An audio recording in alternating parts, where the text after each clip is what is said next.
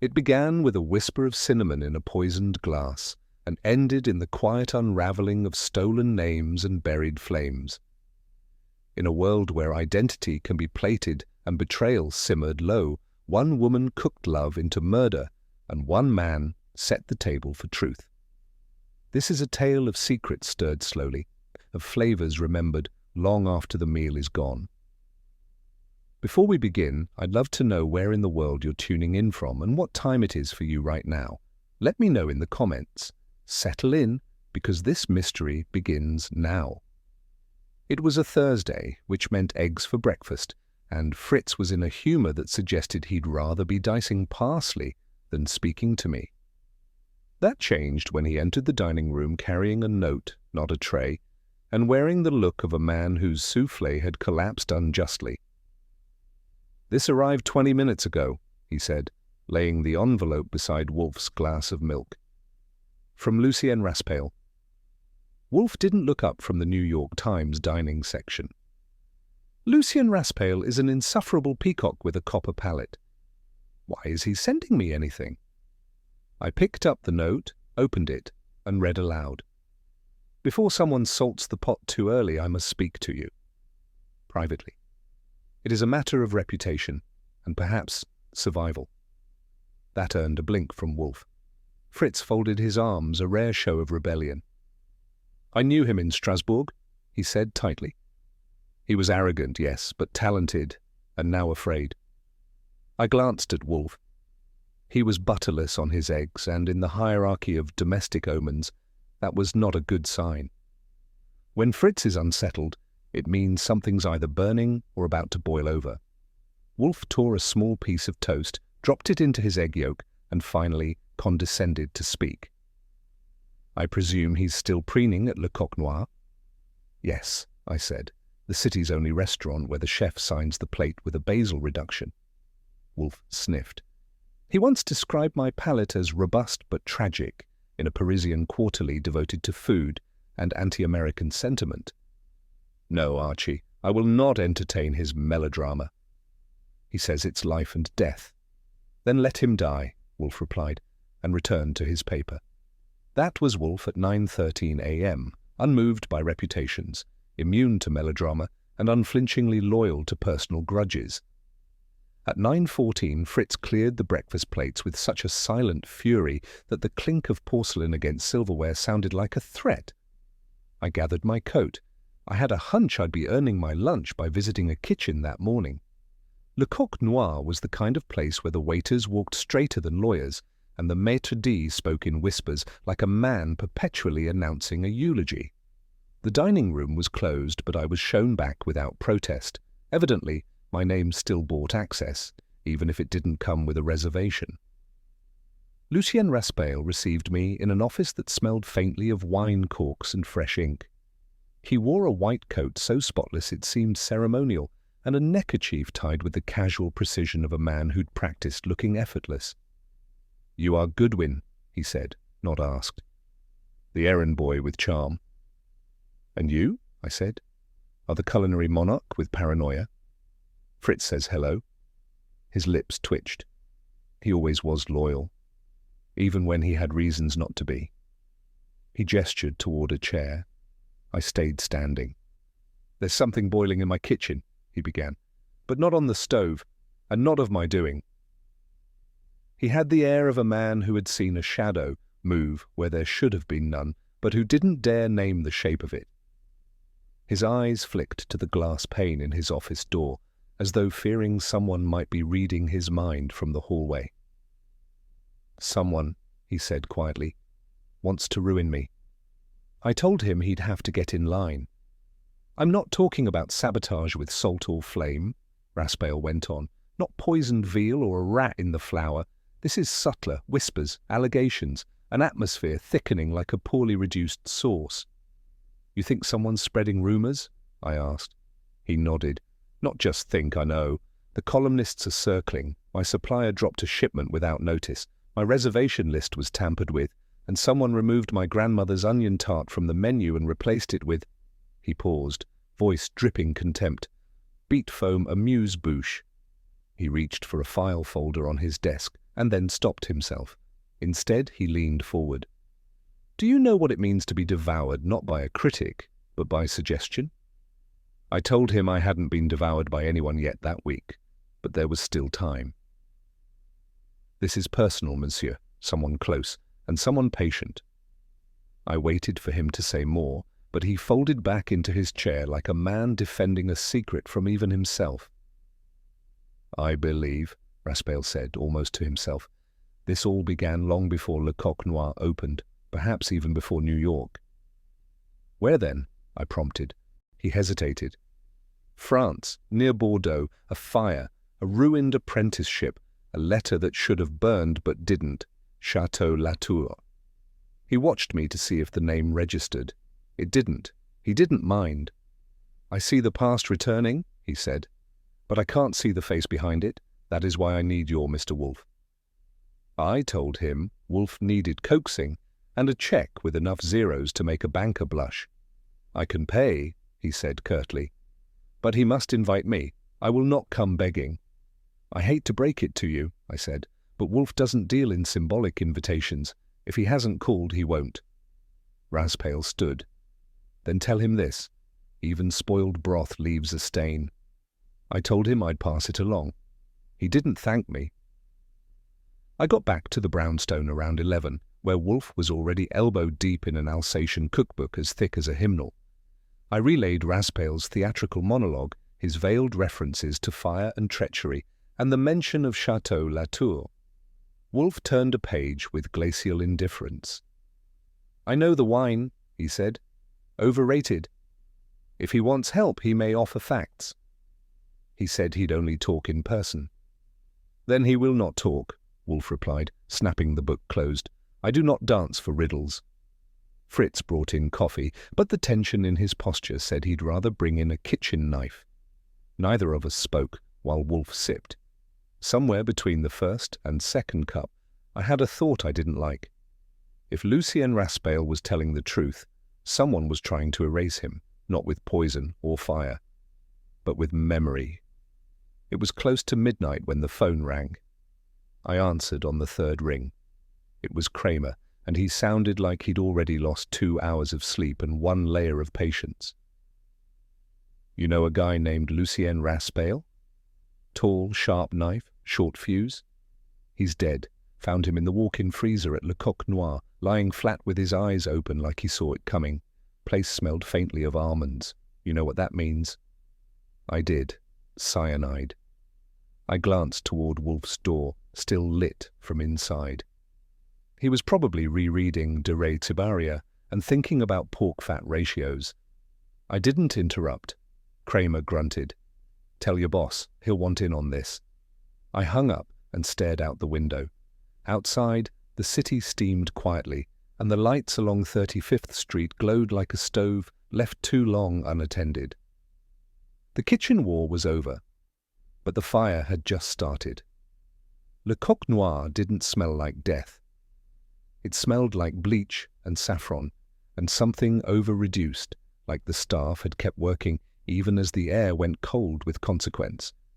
But death had made itself comfortable, wedged in between duck legs and a tin of imported foie gras, in the form of Lucien Raspail, eyes open, arms folded as if he'd tried to preserve dignity along with temperature. The freezer door was ajar when I got there.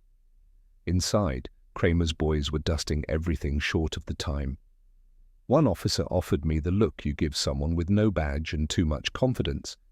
I returned it with the kind you give a man who's about to be overruled by Nero Wolfe. I stepped into Raspail's office. His desk looked as if someone had made a pass through it with a snow shovel, drawers open, papers curled, and the little wall safe gaping like a silent witness. The maitre d', pale and perspiring, told me Lucien kept both his will and his original recipes in there. Neither was still on the premises. This wasn't theft. It was editing. Someone had revised the man's legacy before the ink was dry on the death certificate. Kramer's voice preceded him into the room by 5 decibels. He was chewing on a cigar that had gone out and a theory that hadn't.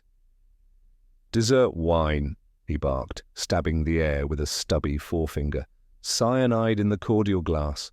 Bastard barely sipped it before he started choking. I gave him a sympathetic shrug. Goes to show, never trust a wine with a flowery finish. He shot me a look that could have curdled bechamel. Don't get smart, Goodwin.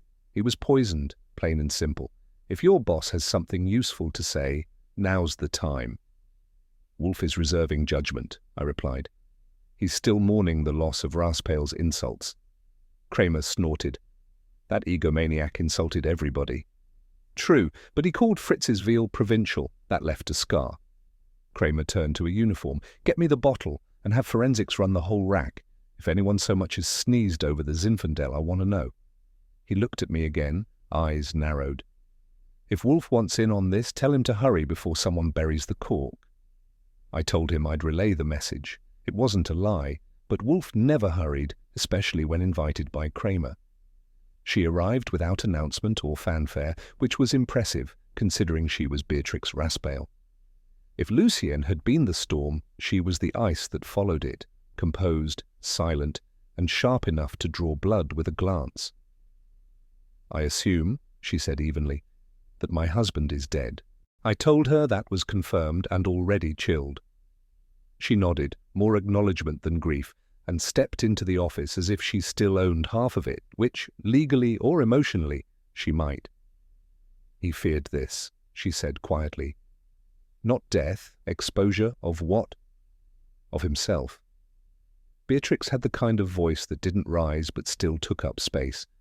She lowered herself into the chair Lucien had used the day before, folded her gloves slowly. There are things, she said, that began in France and never truly ended. Ghosts don't die, they wait. You think one caught up to him? I think one found a way in. The past has a habit of reopening like an old cut, especially when money and reputation are involved. She stood. Tell Mr. Wolfe, the wound never healed. He'll know what I mean. She left before I could respond. I didn't follow. I already had the chill. She entered in colour and noise, a swirl of perfume, red gloves and words sharp enough to shave with.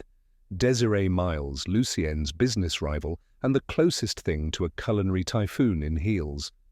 She owed me $28,000, she declared, and a signed agreement for exclusivity on 3 dishes she sold behind my back. Sold to whom? To everyone, she snapped. He was a genius, yes, but a thief. He plagiarized recipes. And if he's dead, I expect a refund. Kramer grimaced. This isn't small claims court. Oh, I'm not here to sue. I'm here to make sure no one forgets he was about to be exposed.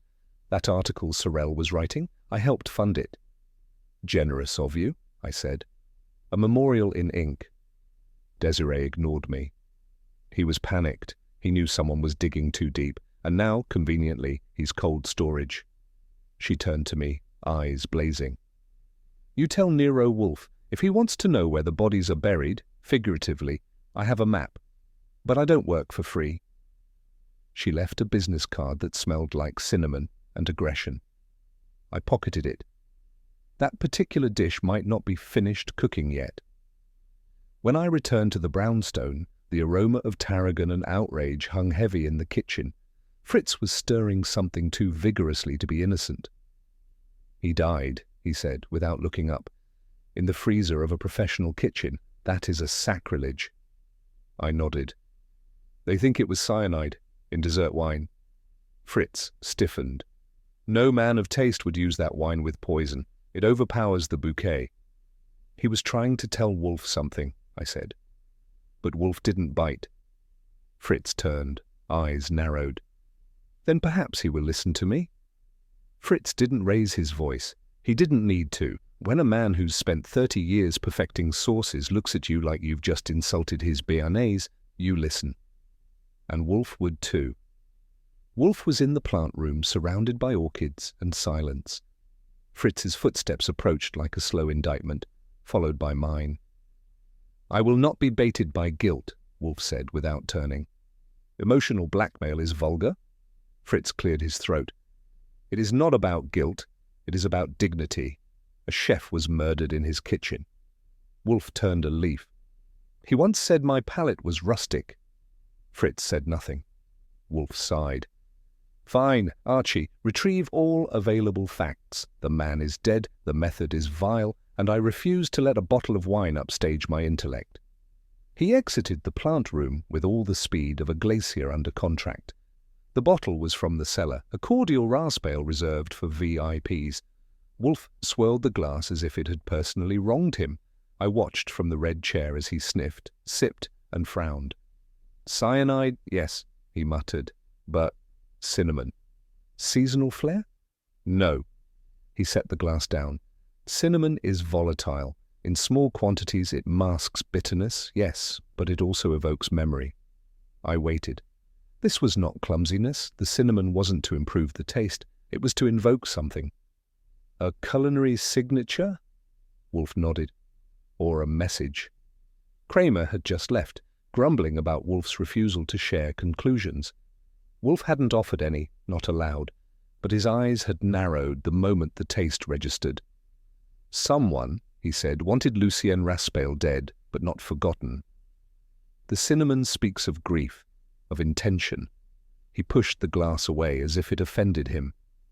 This was not poison, he said. It was punctuation. I didn't ask what kind. Whatever came next, the sentence had only just begun. Claude Mencken had the kind of face that might have belonged to a successful pastry chef, smooth, bland, and not easily remembered.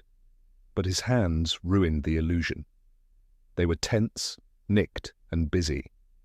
Not the kind of busy that comes from julienning carrots. The kind that comes from a man thinking faster than he can lie. I told the police everything, he said, folding a dish towel so precisely it might have been origami. That's nice, I replied. Now tell me what you didn't tell them. He offered a practiced frown, which cracked too quickly to be genuine. I don't understand. You were the last one to see Raspail alive, he swallowed. I brought him the dessert cart, that's all. No talk? No argument? No threats of legacy-destroying betrayal? Mencken's knuckles whitened. Why would you ask that? I didn't answer. I leaned against the prep counter and let my eyes wander to his wrist. A faded scar ran across it, shaped like a crude letter M, or a branding iron from a life he wasn't confessing. Where'd you get the mark? A fire, he said too fast. When I was young. France? He didn't answer that one. His hands went still. It wasn't a confession, but it was a tremor. And in my line of work, tremors come before things fall down. Peter Sorrell had the editorial sharpness of a man who'd been sued 5 times and enjoyed every moment of it. His columns ran in the Ledger's culture section, tucked between wine tastings and gallery brawls, but occasionally he liked to stab someone under the ribs, especially if they wore a cravat and carried a truffle slicer. He met me at his apartment, unshaven and suspicious, which I considered promising. You've been sniffing around Raspail, I said. Care to disclose why? I'm a journalist, he answered. I sniff professionally. Sure, but most people don't sniff around a man who's just been pulled out of a freezer, unless they already smelled smoke. He poured himself coffee and slumped into a chair. I was writing a piece, he admitted. An exposé, if you like. Raspail was more than just a plagiarist. He had history, buried history. Such as? Chateau de Brûlé, he said. Marseille, 19 years ago, a fire. The word hung there like a cork in cheap wine. People died. 1, maybe 2. Raspail was there. So was a boy who vanished. I think Claude Mencken is that boy. He rubbed his forehead. But someone knew I was working on it. I started getting warnings, anonymous notes, recipes crossed out with blood-colored ink. I thought it was culinary theatrics. I didn't say what I thought. But if people were dying to keep it buried, it wasn't just theatre. It was legacy warfare. Desiree Miles met me at her bistro La Folie Douce, which smelled of ambition and saffron, though not necessarily in that order. She offered no wine and even less patience. Let's be honest, she said. Lucien stole more than recipes. I raised a brow. You mean ideas? I mean people, she said. Histories, lives. I leaned back in the booth and gave her my full attention, which, for Desiree, was either a gift or a test. She passed it with a slow, dangerous smile. Do you know who Claude Mencken really is? She asked. You tell me. She tossed a folded photo on the table, 4 people in chef's whites, a handwritten date, and a building half-burned in the background. Lucien was there. So was a young Beatrix. A third man I didn't know, and someone who looked too much like Claude not to be. Jean-Luc Marchand, she said. Apprentice at Château de Brûlé. Died in the fire. Or so we thought. And you think Lucien knew? I think he made sure no one else would. She tapped the photo. Lucien killed Jean-Luc's future, and if Claude is Jean-Luc, then the past just caught up with all of us. I pocketed the photo without comment. It wasn't evidence, not yet. But it was a match waiting for the fuse, and in this kitchen things were heating up. The lawyer's name was Chase Drummond, and he had the smooth grey texture of a man who had spent 30 years bottling the truth for court presentation. He met me in his office over a cup of tea he didn't drink and a file he didn't open. Yes, he said, with a sigh that suggested fatigue rather than regret. Lucien Raspail had recently instructed me to draft a New Testament. The previous version left the majority of his estate, including the restaurant's intellectual property, to his wife, Beatrix. Ex-wife, I corrected. Drummond's lips twitched. Legally still entangled, the new draft revoked all such provisions. It named no specific heir, but moved significant holdings into a trust, confidential beneficiaries. Let me guess, she didn't know? I can't say for certain, but she hadn't countersigned anything, and I had been instructed to keep it discreet. I didn't ask what kind of man rewrites his legacy without telling the woman he once toasted it with. I already knew, the kind who gets murdered in a freezer. Had he signed it? Drummond shook his head. It was to be finalized this week. Which meant Beatrix Raspail still stood to inherit everything unless someone made sure he wouldn't finish the paperwork. Back at the brownstone, Wolfe had taken refuge in his chair and a Bavarian cookbook the size of a roofing tile. I relayed what Drummond had told me, and for once I didn't have to work too hard to keep his attention. Revision of a will, he muttered. Always the most ancient lever of motive. And done in secret. Naturally, Wolfe said, Lucien Raspail was a man who operated by omission. It's the chef's mentality, control the ingredients, hide the proportions. He closed the book and gave me a look that meant work was incoming. You will obtain Beatrix Raspail's correspondence. Specifically, I require a letter written from or about Château de Brûlé, March 2006 or thereabouts. You think she wrote to Jean-Luc? I think she wrote about Jean-Luc, he corrected. And if she did, she may have preserved it, either from guilt or vanity. Do I break in? He lifted a finger. No melodrama. She may cooperate. Women who mourn power more than men sometimes preserve evidence of what they lost. I raised an eyebrow. And if she doesn't? He settled back in his chair.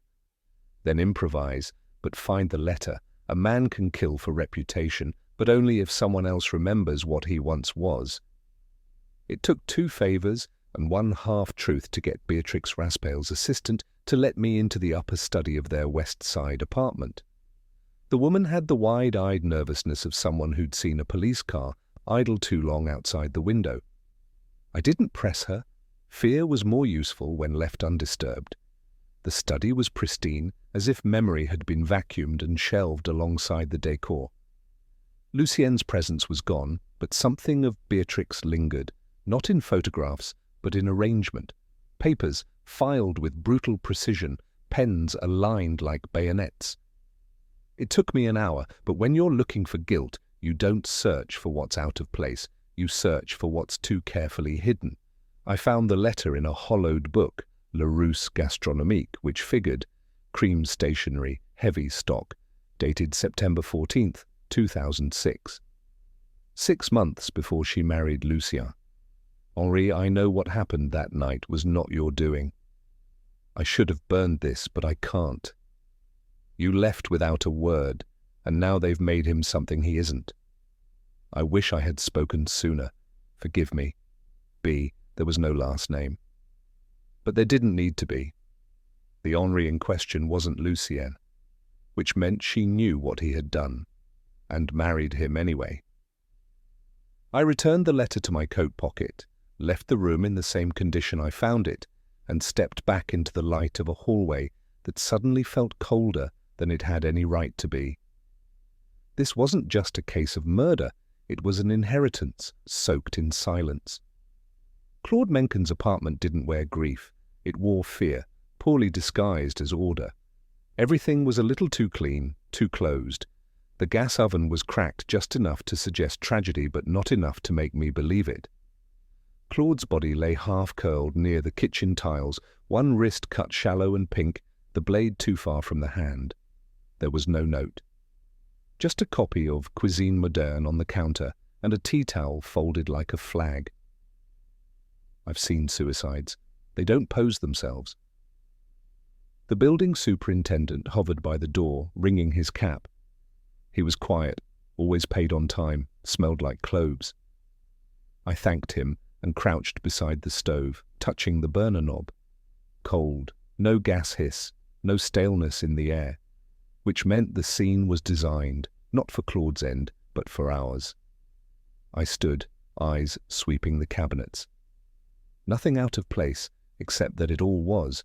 A man who'd lived behind a stove his entire life doesn't slit his wrist next to a pilot light, and he doesn't go quietly unless someone helps him. Outside, sirens murmured like an afterthought. Inside, the silence was deafening. I didn't need Wolfe to tell me. This was murder dressed for a tragedy it didn't earn. Inspector Kramer didn't like me before. He liked me less when I told him Mencken's death didn't pass the sniff test. "Suicide!" he barked, flipping shut his notebook. "Open gas line, sharp object, one occupant. What else do you want? Confetti?" "A reason," I said. "He had one," Kramer shot back. He was under pressure. 2 colleagues dead, bad press brewing, and a past no one wants to talk about. That's plenty of motive for someone with guilt and a sharp knife. "He didn't use the stove," I said. Kramer blinked. "So? So it was a prop, just like the towel. The whole thing's a puppet show." He glared. "Wolfe feed you that?" "No," I said. "That one's on me." He grunted, half frustrated, half conceding. "Look, Goodwin, you're here because Wolfe likes to play chess with corpses. Fine, but unless you give me a body that tells a different story, this one's staying closed."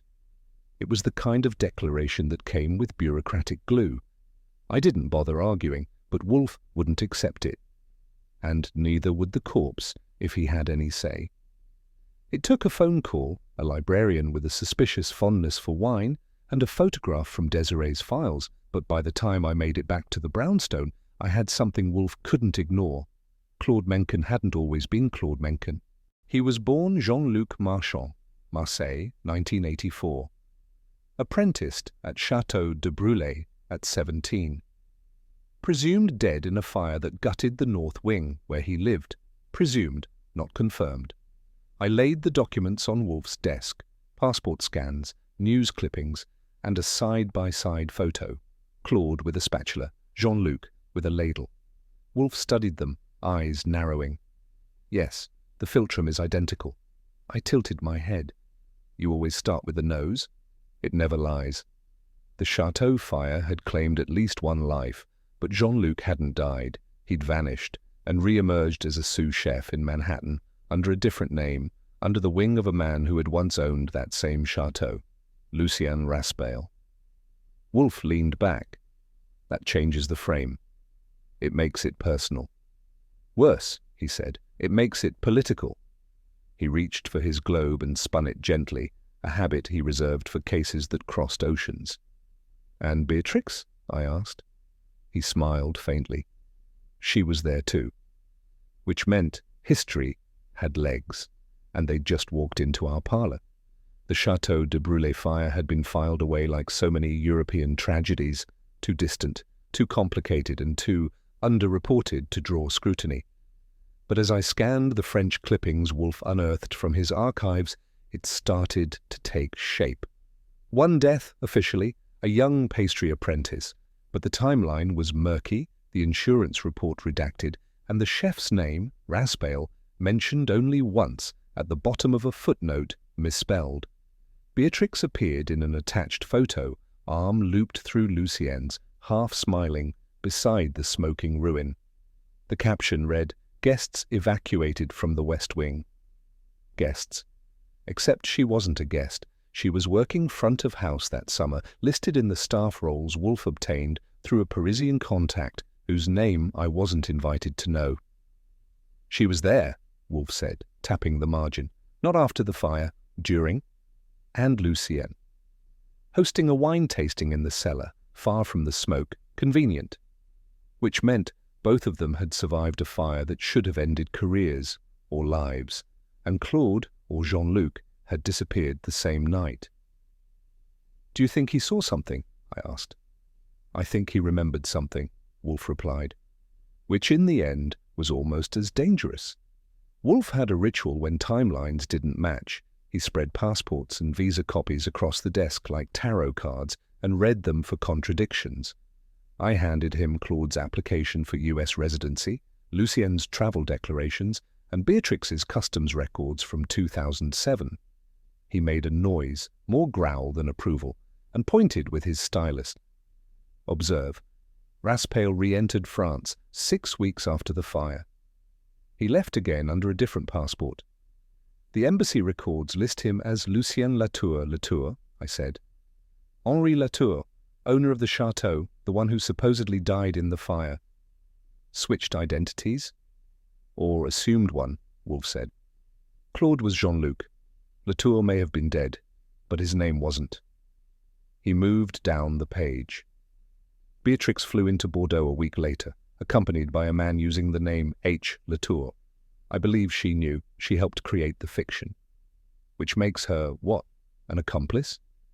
At minimum, an architect of the afterlife Raspail built. I studied the sequence. But Jean-Luc disappeared. Wolfe looked at me sharply. He reappeared as Claude, and now he is dead. He rose, paced once, then sat again. "Names, Archie. The only thing harder to kill than a man is the lie you buried him under."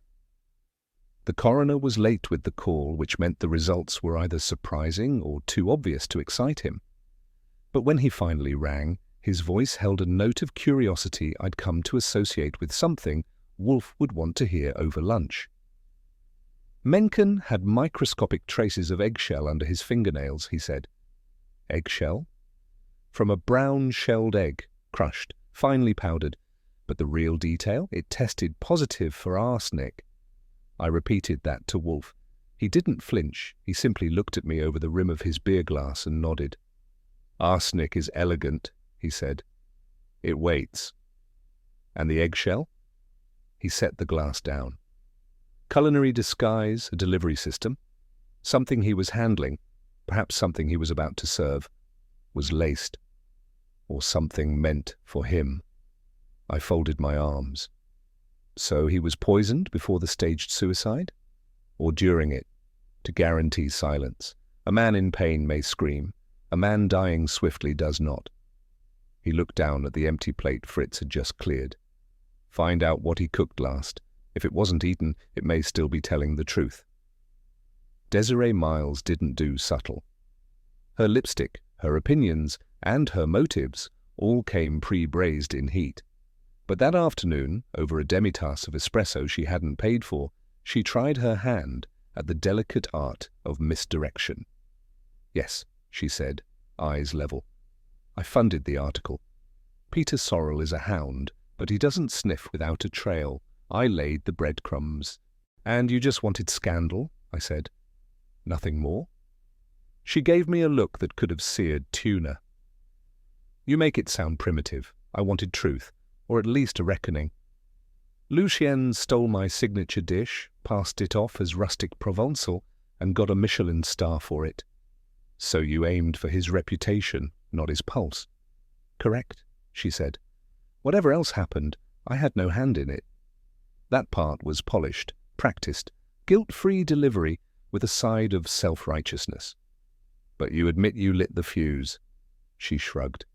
It's not my fault the house had gas in the walls. I left her with her espresso and an expression of distant triumph. She had confessed to what suited her, but like all good chefs, she'd left out the ingredients she didn't want on the menu. I caught Peter Sorrell in his office, mid-delete, his cursor dancing like a guilty conscience across the glowing screen. He didn't look up until I cleared my throat. Busy? He clicked save and leaned back. Tidying? Always a noble cause, unless the mess was supposed to stay. He sighed, the kind of sigh that hopes to pass for weariness, but is really just stalling for a better lie. The column was too speculative, he said. My editor flagged it. Which part? The bit about the chateau fire or the part about a pact? He blinked. Once. That was enough. There was a paragraph, I said, about the chateau pact. You wrote it. You deleted it. I'd like to know why. He rubbed the bridge of his nose. Because it's not provable, not yet. But it was worth writing? Yes. I didn't press further, not yet. He was scared, and not of libel, of someone who'd rather keep certain memories incinerated, along with the kitchen that birthed them. Wolfe won't ask twice, I said. He didn't respond, but his silence had edges, which meant I'd found another page that didn't want to be turned, but needed to be. Fritz rarely volunteered personal anecdotes. His stories, like his sources, were reserved, deliberate, and best not overstirred. But that evening, while preparing a glazed squab with braised endive, he decided to share something that didn't come from a cookbook. In 1993, he said, eyes on the flame, I applied to the École des Hautes Études Culinaires, Paris. My application was strong. Letters of recommendation, years of experience. And I received a letter of regret. A week later, Raspail published an article in Le Journal du Goût, critiquing the provincial arrogance of Germanic kitchens seeking French prestige. He didn't name me. He didn't have to. He turned the bird gently, the skin sizzling. I knew it was him. He was on the board, quietly and cruelly. I waited. Fritz looked up, just once. I do not forgive lightly, he said, but I do not poison. No one said you did. No one needs to. I watched the glaze thicken. It wasn't motive, not by itself, but it was a wound that hadn't scarred, and I was beginning to understand how many knives Lucien Raspail had wielded, off the cutting board. Wolfe hadn't left his chair in hours, not even for the orchids. He sat beneath the globe, hands tented, while I relayed what I'd gathered.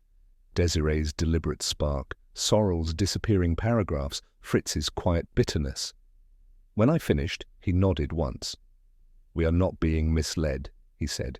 We are being overwhelmed. Say again. This is not a web, Archie. It's a kaleidoscope. The killer is not hiding in the shadows. They're refracting the light. He gestured toward the files on the desk. Each suspect is truthful, partly. Each confession is honest, strategically. Desiree's guilt is theatrical. Sorrell's is self-preserving. Fritz's is ancient but real. They've been maneuvered. To what end? To confess, to the wrong things, to fight ghosts instead of facts. He stood, slowly, as if compelled not by urgency but by intellectual pique. Consider, if everyone confesses something and no two confessions align, what is the consequence? No one knows where to look. Precisely. He turned to face me. This is narrative collision, orchestrated. The killer is not hiding the truth. They're engineering noise, false motives, controlled leaks, carefully curated facts, all designed to protect the real wound. I frowned. And you think the real motive hasn't even surfaced yet? I think it has, Wolfe said. But in someone else's mouth, spoken for another reason. He sank back into his chair, closed his eyes, and murmured, The question is not what they're saying. It's who made them say it. Which meant it was time to listen again, but this time for the voice behind the script. I left Le Coq Noir late, dusk spilling across the street like wine across linen. The sidewalk was quiet, the kind of quiet that New York usually reserves for trouble. I was halfway to the car when I heard it, the low whine of an engine idling just a beat too long, a rhythm just a breath off. I turned in time to see a dark sedan lurch forward. Instinct overrode reflection. I moved, fast. The car missed me by inches, clipped a trash bin, and disappeared down the block with all the elegance of a thrown cleaver. No plates, no hesitation, just intention.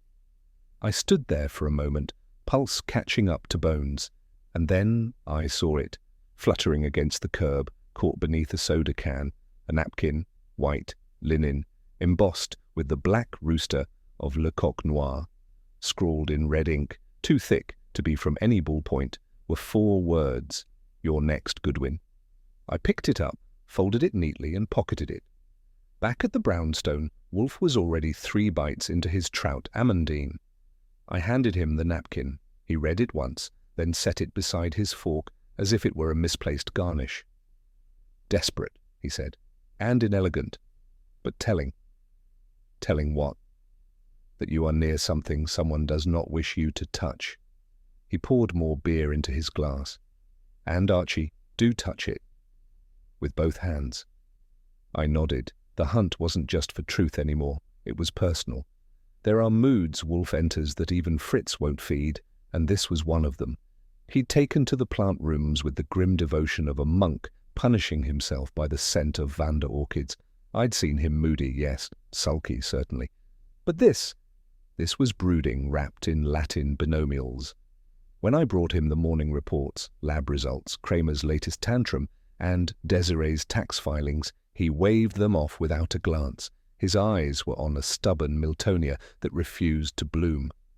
"Flavors forgotten," he muttered, "the most insidious form of death." That poetic metaphor or a new suspect?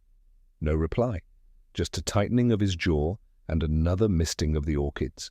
Fritz tried, of course, cream puffs, beer-braised rabbit, even liver pâté so delicate it should have come with a string quartet. Wolfe ate without tasting, read without seeing, and spoke without listening. "I need clarity," he told me once, "and silence is more forthcoming than you." Which was my cue to leave. So I did what Wolfe wouldn't. I moved. I followed names, questions, and hunches across town, across timelines, and across the thin layer of civility that separated reputations from wreckage, because someone out there had Wolfe tied in knots, and that meant they were closer to the truth than we were, for now. You get a feeling for it after a while. That twinge at the back of your neck, like someone flipped on a camera you didn't know was there. Someone was watching me. It started as a fluke, a figure in the mirror of a shop window near Beatrix's building, then gone before I could blink. Then again, the next day, outside Raspale's old apartment, a cab idling too long. A man lighting a cigarette with no real intention of smoking it. I doubled back twice, took alleys I hadn't used since the Eisenhower administration. Nothing. But the feeling didn't leave. It followed, quiet, persistent, like the smell of bleach in a clean room that used to be a crime scene. Wolfe would have said I was being dramatic, possibly narcissistic. But Wolfe wasn't the one being shadowed, and he certainly wasn't the one with a list of suspects narrowing from the inside out. I didn't know who it was yet, press, rival, or something darker. But I knew this. I was getting too close to something someone didn't want found. And that's when I stopped walking, turned full circle in the middle of the block, and said it aloud. "Keep watching, pal. I'm just getting started." Beatrix Raspale's study was the kind of room where secrets didn't scream. They posed. Shelves of rare cookbooks, a leather blotter that hadn't seen a pen stroke in weeks, and a brass lamp with a deliberate patina. I'd seen 100 like it, rooms built to withstand curiosity, but nothing hides better than what looks expensive and dull. It was the frame on the far end of the mantel that did it, slightly misaligned, a photo of a Bordeaux harvest that didn't quite match the dust line behind it.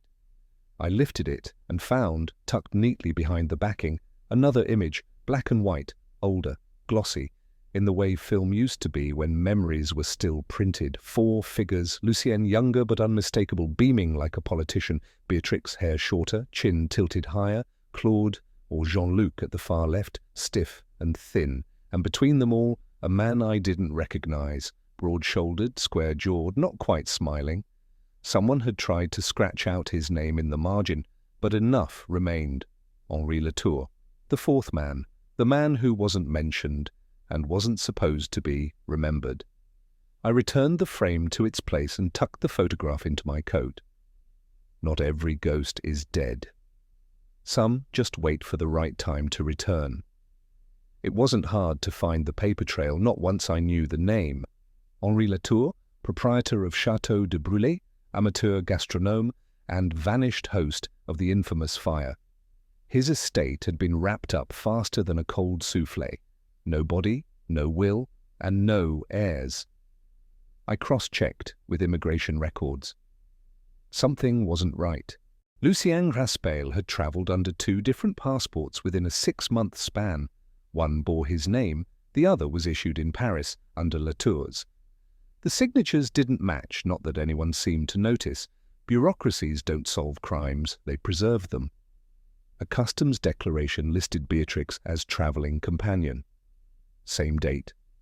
Same flight. Destination, New York. I called Wolfe. He didn't answer. So I called a friend at the consulate who owed me a favour from a bourbon-soaked weekend in Montreal. 5 hours later, I had confirmation. Lucien Raspail had entered the United States as Henri Latour in May of that year, which meant only one thing. Latour never left France. Not alive. Raspail hadn't just stolen a recipe. He'd stolen a man, a name, an estate, and a reputation so cleanly absorbed that even Beatrix married the impostor. And Claude, Jean-Luc, he must have known. That's why he came to New York. That's why he stayed. And now that's why he was dead. I hung up and headed back toward the brownstone.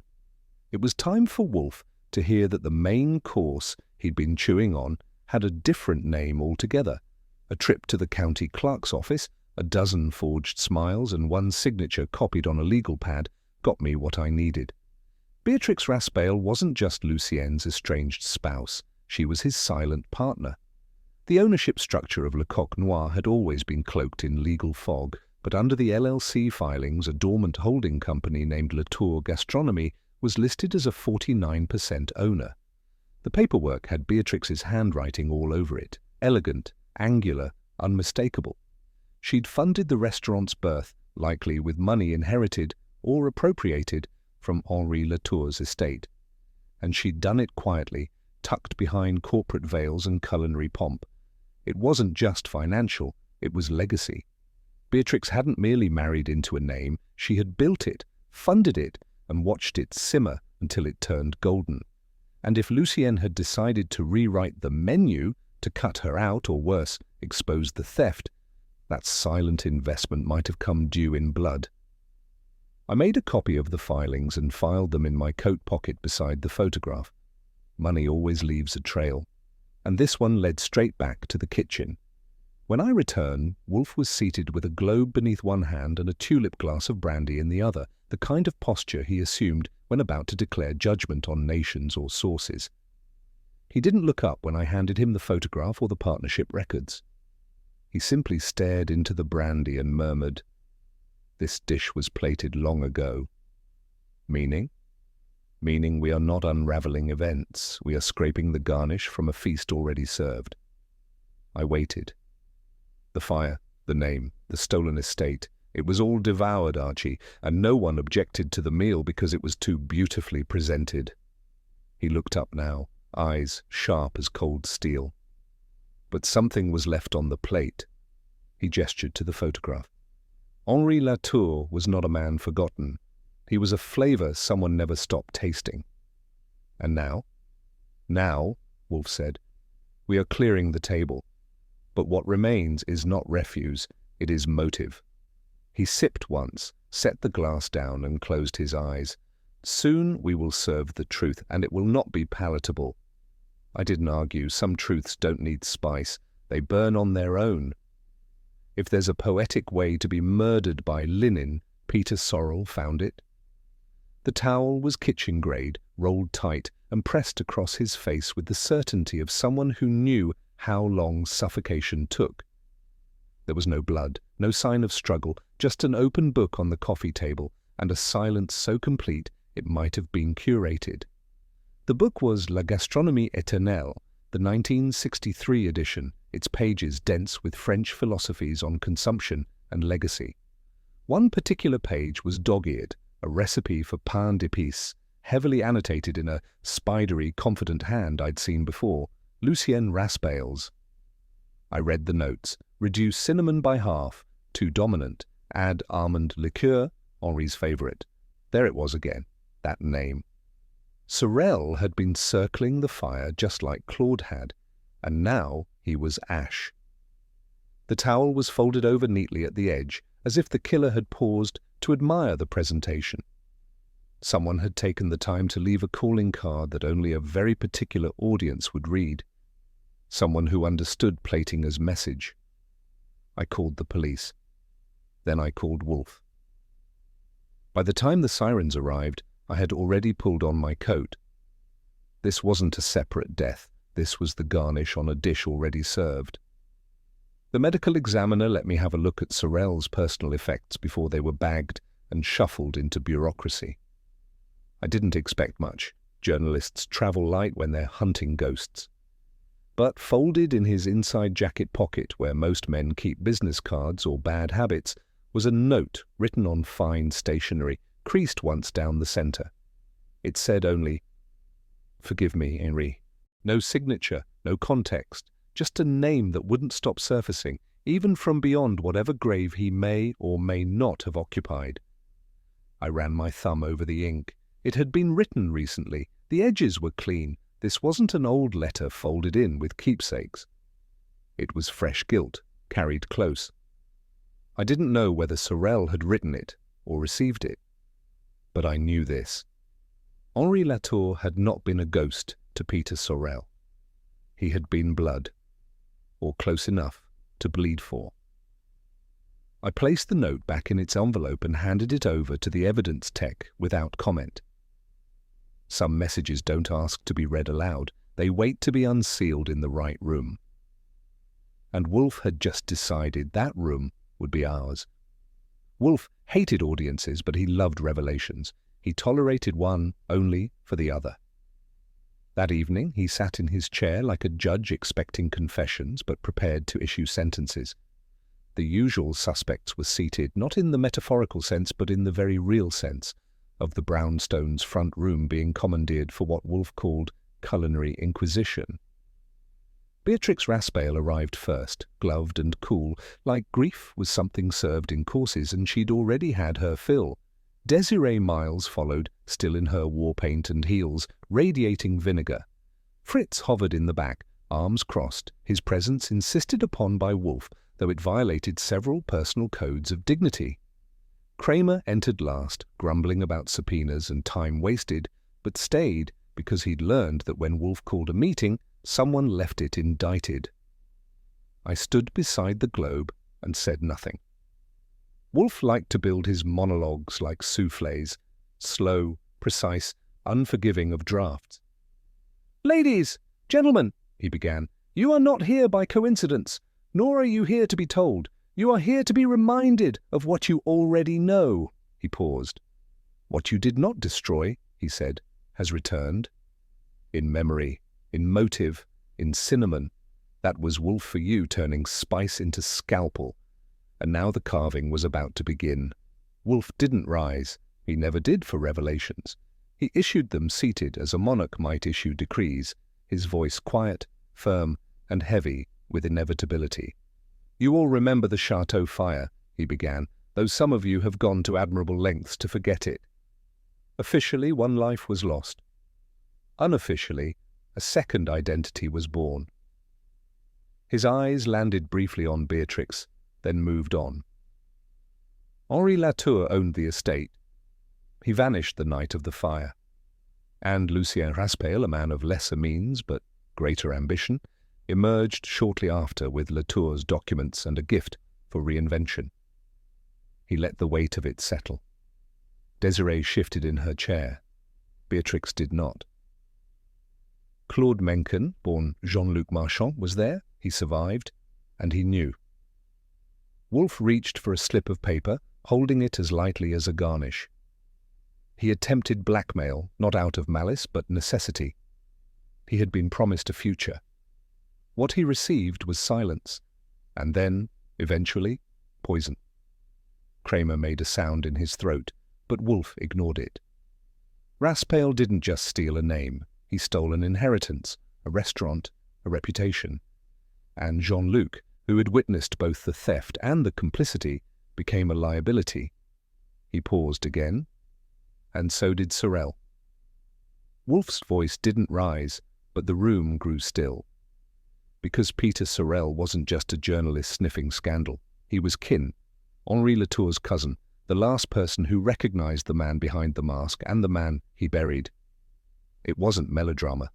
Wolfe didn't do that. It was simply truth, plated and served without apology. And I had a feeling we were only at the second course. Wolfe held the letter between two fingers as if it were scented, though I knew it was not.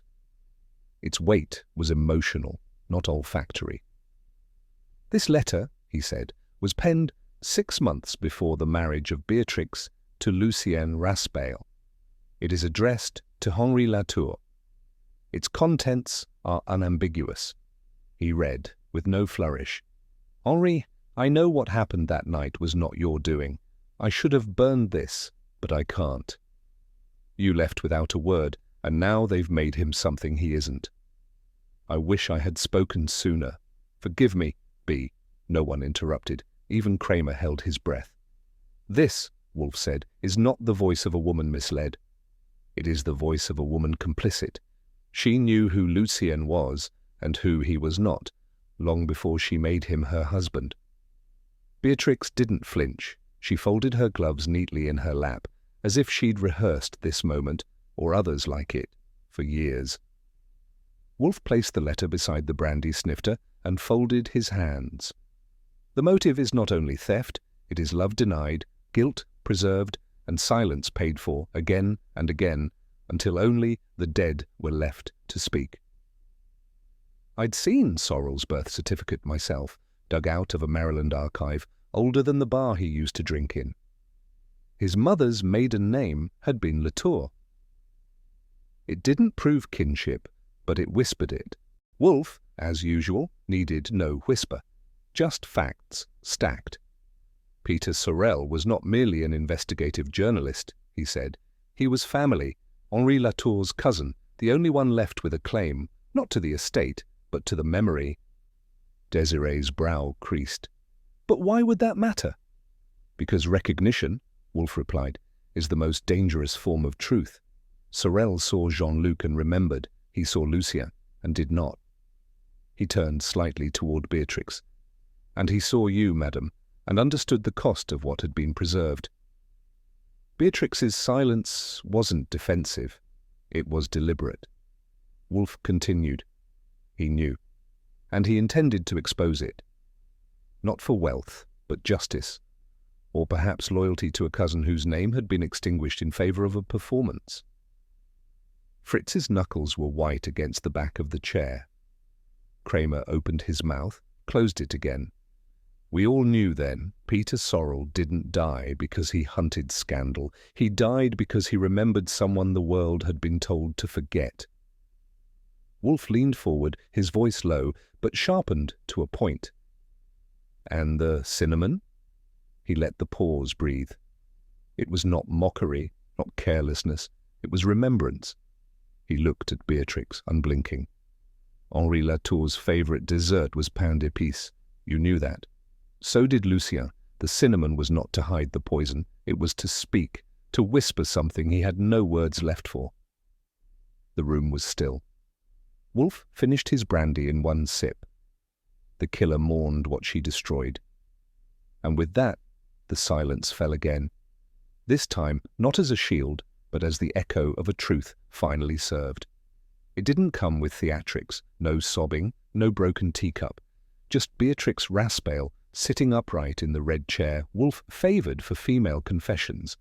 Elegant posture, frosted tone, and words like ice chips. "Yes," she said, "I killed Claude and Peter and Lucien, though I had not planned to." Kramer opened his mouth, but Wolfe lifted a finger, the gentlest of silences.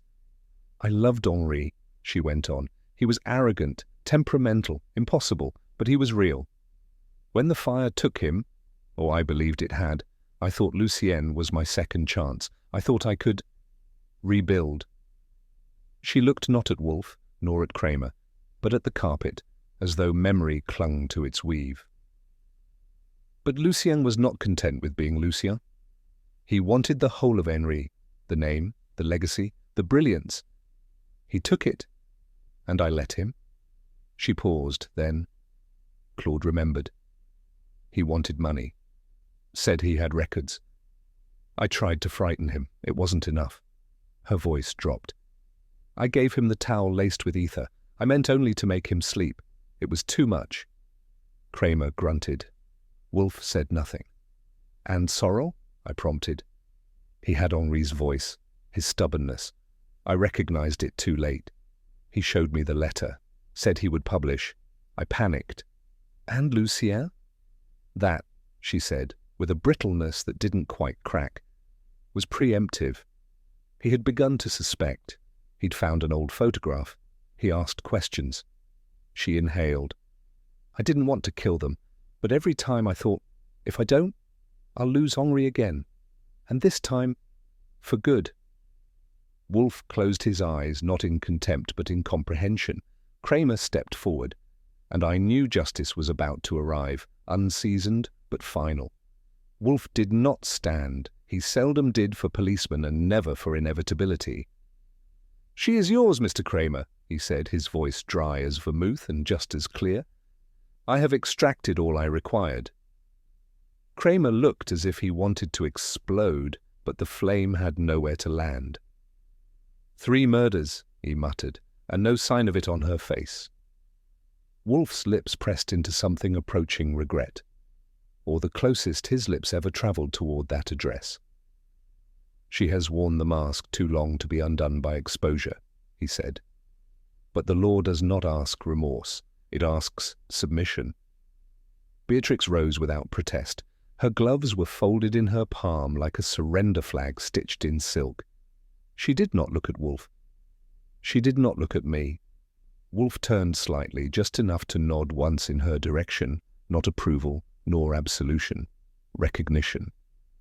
As the door closed behind them, he muttered, "Even poison must follow the law." He did not say more. He didn't need to. The room, which had held so many flavors of longing, invention, betrayal, now tasted of nothing. I returned the chairs to their proper angles and opened a window for the first time in days. What passed between us wasn't spoken, but we both knew it. The aftertaste of justice was always bitter, even when properly served. Desiree Miles was not the sentimental type. She signed the transfer papers at Le Coq Noir with the brisk efficiency of a woman used to carving her own path, and her own lamb racks. When she offered Fritz the position of head chef, I won't lie, I blinked. It wasn't that he lacked the skill. Fritz Brenner could outsource half the continent blindfolded. But he belonged to one kitchen, a particular brownstone in Manhattan, with a tyrant upstairs and orchids in the roof. Fritz declined with his usual blend of grace and gravity. "I am honored, madam," he said, brushing his coat sleeve as if refusing a crown. "But Brillat Savarin wrote that cuisine is the art of transforming necessity into pleasure. Here, it would be only necessity." Desiree accepted it, with a nod. She wasn't one to beg. But I saw her eyes flick once toward the empty pass, the silent kitchen, and something softened. She would rebuild it. She had the grit, the talent, and now the name, but the soul of the place had moved elsewhere. Perhaps it never belonged to Le Coq Noir at all. As we left, Fritz adjusted his scarf and muttered, "A kitchen without conscience is just flame and steel." I didn't argue. Back at the brownstone, Wolfe was thumbing through a worn copy of The Physiology of Taste and had no comment on new ventures. Not then. But even he would admit, beginnings, like desserts, require care in timing and in portion. I've always said that murder cases, like soufflés, collapse if you open the oven too early. This one had risen, fallen, and cracked, and all that remained was the cooling silence of the kitchen. The curious thing about identity theft is that it doesn't just lift a name, it filches history. Lucien Raspail had swallowed Henri Latour whole, the lineage, the technique, the signature on a dish. And he'd almost gotten away with it. Almost. But the palate remembers. The cinnamon. That was the thread. Not loud enough to shout, but persistent. And it reminded me that flavors, like fingerprints, aren't easy to fake. I walked past the empty tables at Le Coq Noir one last time before locking the door behind me. A few wine glasses still sparkled. The ghost of a sauce lingered, but no voices, no clatter, no song of fire and butter. They say cuisine is memory, and maybe they're right. Henri was remembered through spice. Beatrix was undone by what she couldn't forget. And Wolfe never forgets anything, least of all a flavor improperly claimed. Back at the brownstone, Fritz had lit the stove. There were aromas of rosemary and thyme, but something else hung heavier. Not grief, not triumph. Something like reckoning. I asked him what he was making. He said, "Something old." We left it at that. Somewhere in the steam rising from the pot was a story of love, theft, and a recipe rewritten. But in the end, all flavors fade. Even the finest are just memory dusted lightly over the tongue. Wolfe made no pronouncement. That would have been indulgent, and he disdained indulgence when it wore the face of closure. Instead, he summoned Fritz. "Beef ragout," he said, "and do not dissemble it with unnecessary herbs. The simplicity will suffice." He leaned back in the leather chair, opened a volume of Pliny, and adjusted the light so it kissed the page but not his brow. I knew the ritual. The murder solved, the criminal dispatched, the chaos boxed and filed. This was Wolfe's sanctuary, the garden of grammar, the temple of beef, the silence after symphony. After a time, he spoke. "There is a peculiar irony, Archie," he said without lifting his gaze. "The tongue forgets almost instantly. Even the finest amuse-bouche vanishes, but the mind hoards." I gave him a nod. "So does the case file." "Bah," he muttered. "Paper is not memory, it is bureaucracy." He closed the book and reached for the napkin. "I admit," he said, "this one was distasteful. Because of the poison, because of the theft, of soul, not silver. Henri was not brilliant, but he was honest. Lucien was the inverse." The ragout arrived. Fritz placed it with solemnity. Wolfe took a bite, chewed once, twice, and sighed. "Murder," he said, "leaves a bitter aftertaste. But the mind, unlike the tongue, never forgets what it's fed." I didn't disagree. I only wished memory, like flavor, could sometimes choose what to keep. In the end, the truth rose like steam from a forgotten recipe. Bitter, fragrant, impossible to ignore. The hands that once prepared meals with precision had also measured out revenge in pinches and grams, in silence and fear. Justice, when it finally arrived, did not shout. It merely settled like dust on a cooling plate. But in a world where identities can be borrowed like coats and love can curdle into something far more dangerous, can any verdict truly feel clean? Do you believe Beatrix acted from self-preservation, or something far more complex? Let me know your thoughts in the comments, and if you enjoyed the mystery, be sure to like the video, share it with someone who loves detective stories, and subscribe for more. Not every case ends with applause, but the truth, once found, always echoes.